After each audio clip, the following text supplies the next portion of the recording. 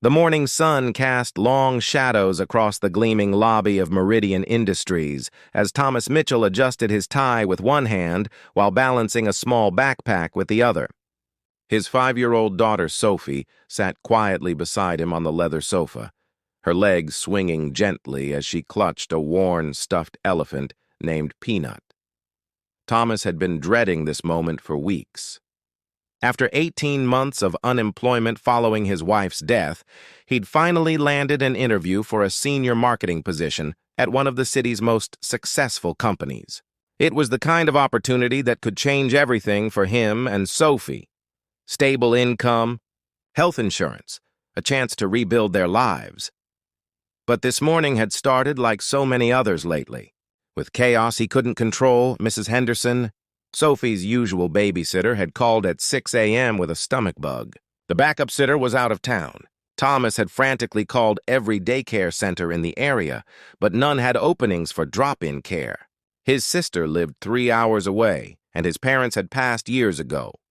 Standing in his small apartment's kitchen, still in his pajamas with exactly 2 hours until the most important interview of his life, Thomas had faced an impossible choice. Miss the opportunity he desperately needed, or bring Sophie along and hope for understanding he wasn't sure he'd find. Now, sitting in the pristine lobby of Meridian Industries, Thomas wondered if he'd made a terrible mistake. The other candidates waiting for their interviews, all impeccably dressed professionals with confident postures and expensive briefcases, kept glancing their way. Some stared openly, their expressions ranging from confusion to barely concealed disapproval. Thomas could practically hear their thoughts. Who brings a child to a job interview? How unprofessional. How desperate. Sophie, bless her heart, was being an angel. She'd promised Daddy she would be quiet as a mouse and had spent the past 20 minutes coloring in her activity book, only occasionally whispering questions about the big fish tank in the corner or asking if she could use the restroom. Mr. Mitchell? A woman in a crisp gray suit approached, clipboard in hand. I'm Jennifer from HR. We're ready for you now. Thomas stood, his heart hammering. Thank you. I need to bring my daughter with me. I explained the situation to your assistant when I called this morning. Jennifer's smile faltered slightly. Oh, well, I suppose we weren't really prepared for... She glanced around the lobby, clearly uncomfortable. Perhaps she could wait out here? I'm sure someone could keep an eye on her. I appreciate that, but I can't leave her with strangers, Thomas said gently but firmly. If this is a problem, I understand. But Sophie stays with me. The other candidates were definitely staring now. Thomas could feel his cheeks burning as Jennifer hesitated, clearly unsure how to handle this unprecedented situation. Let me just check with Ms. Chen, Jennifer said, pulling out her phone. Could you wait just one moment? Thomas nodded, sitting back down beside Sophie. How are you doing, sweetheart? He whispered. Good, Daddy, Sophie whispered back, looking up at him with eyes that were exactly like her mother's. Are you nervous? A little bit. Are you okay waiting with me? Sophie nodded solemnly. Mommy always said we're a team, right? Thomas felt his throat tighten. That's right, baby. We're a team. The elevator doors across the lobby opened with a soft chime, and Thomas looked up to see a woman step out. She was perhaps in her late 30s, with shoulder-length black hair and a navy blazer that spoke of both authority and understated elegance. But what struck Thomas most was the way she moved, with purpose, yes, but also with a kind of grounded confidence that felt genuine rather than performative.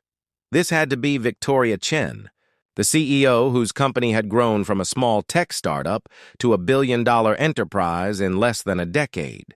Thomas had researched her extensively, impressed by her reputation for innovation and her company's unusually progressive employee policies. Ms. Chen spoke briefly with Jennifer, who gestured toward Thomas and Sophie.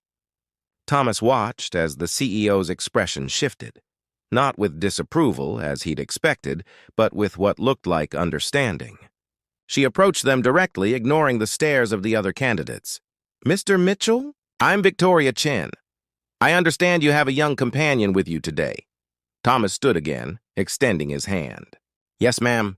This is my daughter, Sophie. I sincerely apologize for the unusual circumstances, but No apology necessary, Victoria said, shaking his hand before crouching down to Sophie's level. Hello, Sophie. I love your elephant. What's his name? Sophie looked up at her father, who nodded encouragingly. Peanut, she said softly. He's very old. He was my mommy's when she was little. Something gentle crossed Victoria's face. He looks like he's been very loved. Daddy says love makes things stronger. Not older, Sophie replied with the simple wisdom of childhood. Victoria smiled, a real smile, not the polished corporate version Thomas had expected. She straightened, looking directly at Thomas. Mr. Mitchell, would you and Sophie like to come upstairs? I think we can conduct this interview in a way that works for everyone. As they rode the elevator to the top floor, Thomas felt his anxiety ratchet up another notch. The executive floor was even more intimidating than the lobby. Floor-to-ceiling windows, modern art, and the kind of quiet efficiency that spoke of serious money and serious business. Victoria led them to her office, a surprisingly warm space despite its impressive size. Bookshelves lined one wall, and Thomas noticed photos scattered among the business awards. Not just corporate headshots, but candid pictures of what appeared to be family gatherings and charity events. Please, have a seat, Victoria said, then paused, looking thoughtfully at the arrangement of chairs in front of her desk. Without hesitation, she moved around her desk and pulled a second chair over beside the first one. There, that's better.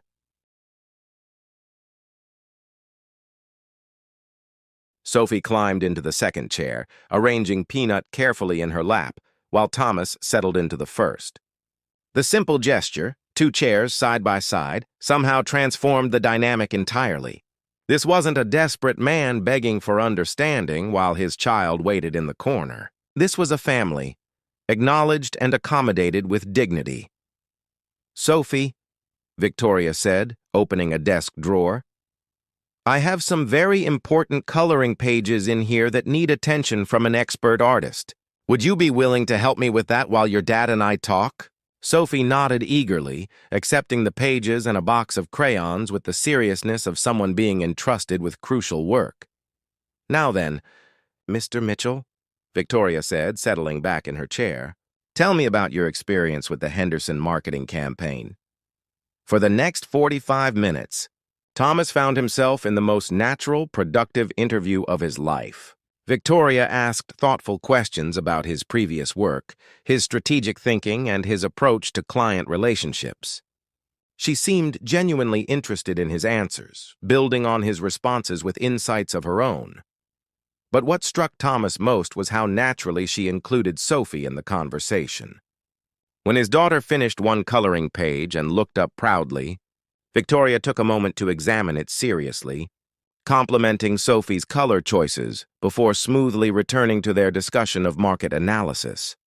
When Sophie needed to use the restroom, Victoria called her assistant to escort her, treating the interruption as perfectly normal.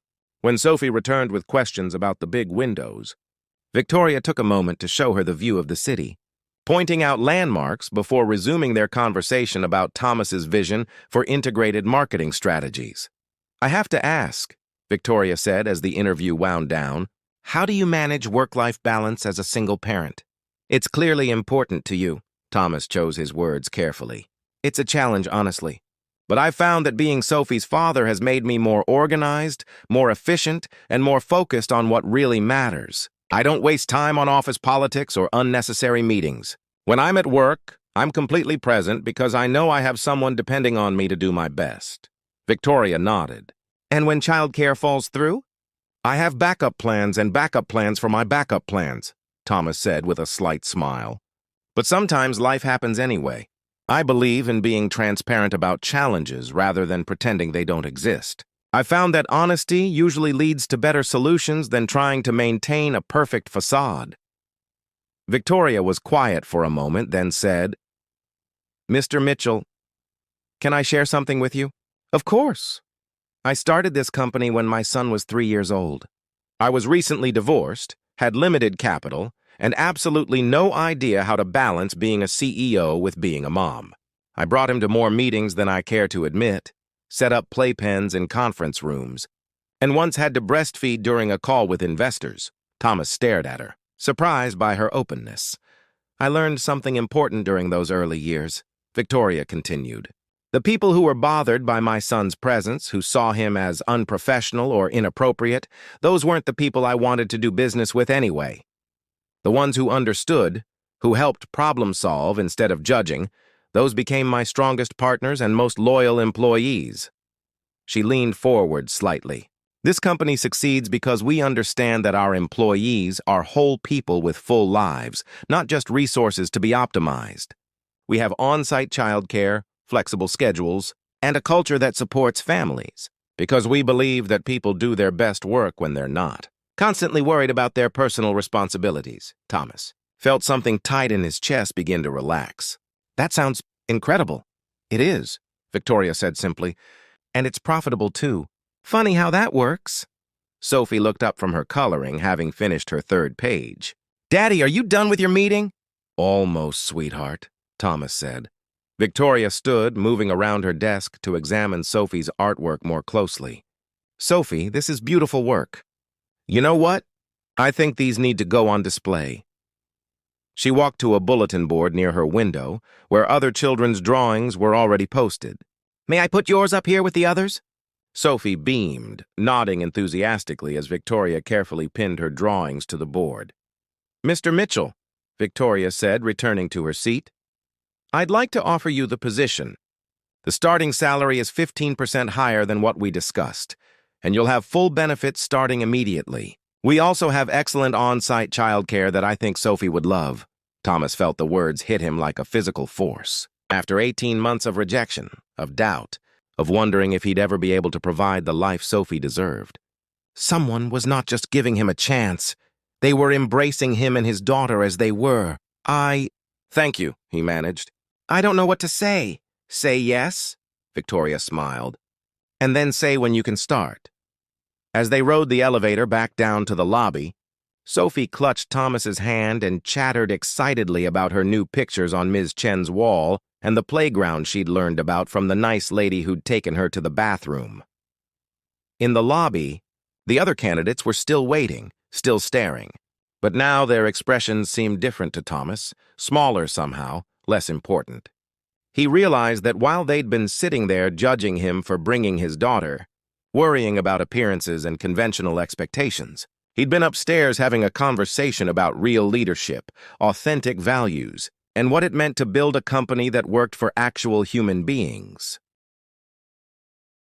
Walking out into the morning sunshine, Sophie's hand warm in his, Thomas felt something he hadn't experienced in a very long time.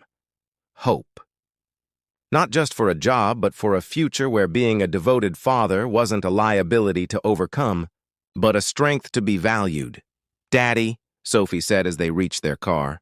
I like Miss Chen. She has good crayons. Thomas laughed, the sound surprising him with its lightness. Yes, sweetheart. She does have good crayons. And as he buckled Sophie into her car seat, Thomas realized that sometimes the best opportunities come not when you hide who you really are, but when you find someone brave enough to pull up 2 chairs and see your whole story as exactly what they've been looking for.